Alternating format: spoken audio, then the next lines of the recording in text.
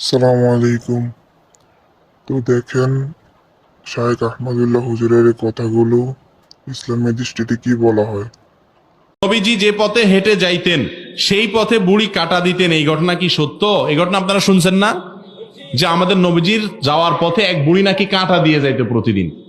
একদিন আয় দেখে যে কাঁটা নাই, তো নবীজি চিন্তা করছেন কাঁটা নাই কেন, সাল্লাল্লাহু আলাইহি সাল্লাম। তখন সে বুড়ির খবর নিতে গেছে, দেখে বুড়ি অসুস্থ। এই গল্প শুনছেন না আপনারা?